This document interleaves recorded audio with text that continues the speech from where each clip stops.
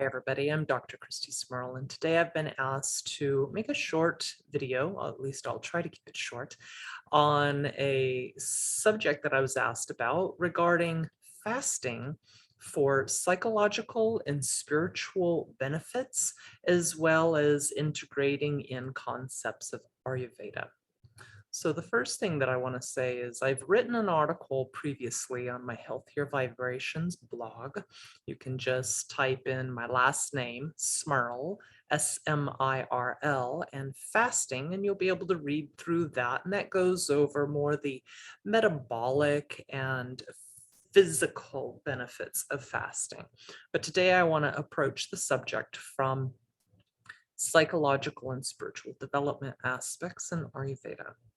So, cultures and lineages all over the world have practiced fasting for spiritual practices. You can look up things, for instance, like the Ekadasi calendar and see there's usually 2 days a month where fasting is observed, and the type of fast might be different. I'll talk about the different type of fasting in accordance with Ayurveda and your body habitat and safety a little bit too.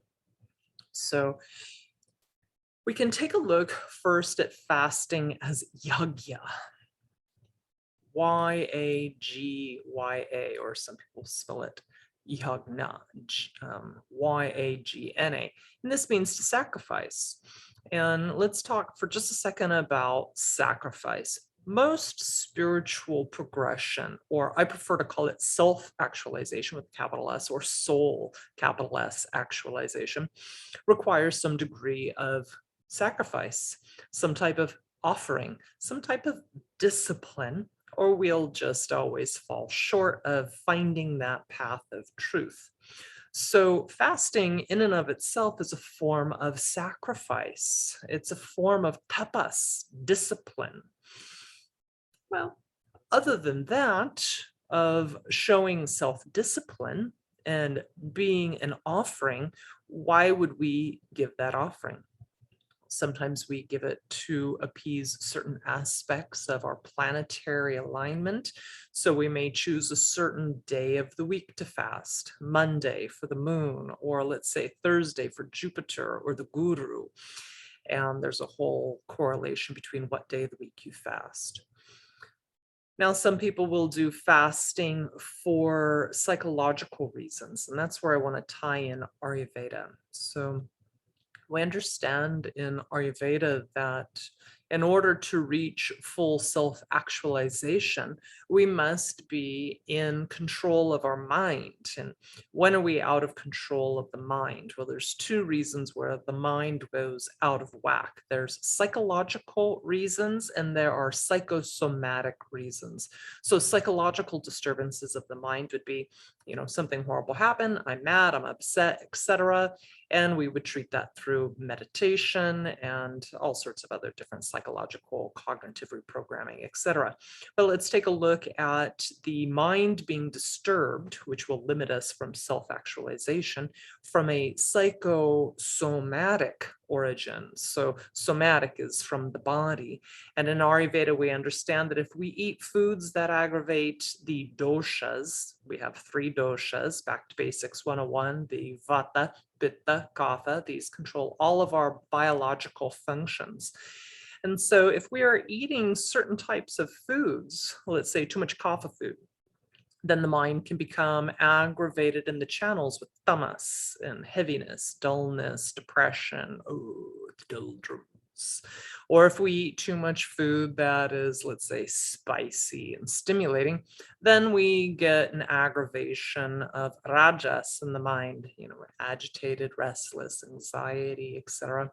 So the food we eat has a lot to do with the state of mind, and the state of mind has everything to do with soul actualization, or spirituality, most people like to call it.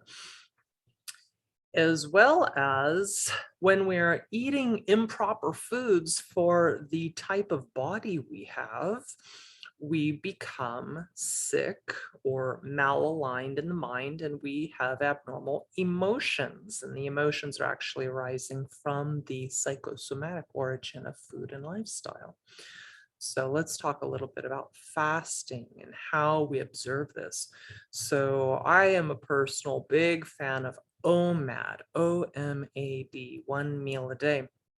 So I give myself sometimes about a 4 to maybe 6 hour window in the day to eat. That way I have more gut rest and my body is able to fully metabolize everything.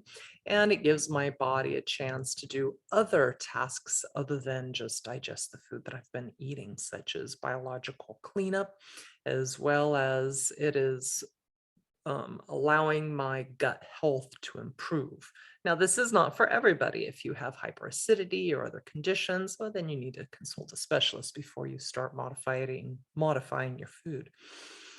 Now, I'm a big fan of fasting. So when we fast, we are allowing our gut to be reset. But you kind of have to have a back knowledge of what is your constitution. Are you a more kapha prominent body type? Are you kapha aggravated? That would be, heavy, rich, thick foods you would want to avoid or fast from. Are you a more pitta dominant body habitat, or are you pitta aggravated, vata aggravated? You can go to my web channel and healthiervibrations.com, and I have all the 101 videos on this stuff.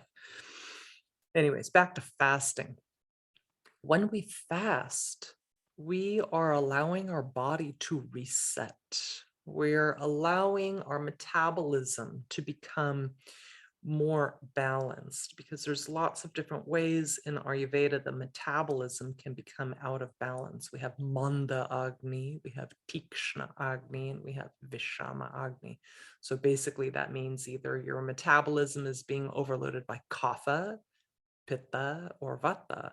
And eventually, if left unchecked because of what we're consuming and what we're doing in life, those imbalances invade the mind channels. Once the mind becomes invaded by these influences, psychosomatic imbalances, then the mind is much harder to control, and the mind must be controlled to reach self-soul actualization. So I hope this made sense.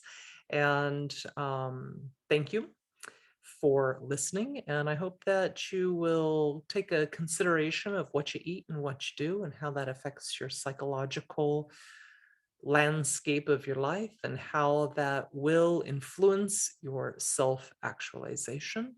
And take into consideration that fasting is not for everybody, but most people can tolerate some degree of fasting or observances of avoiding certain foods, whether it's a 24-hour fast, a 18-hour fast, or a 72-hour fast. And you do have to be sure, if you go for long periods of time, that you break the fast correctly, or you can cause even more problems.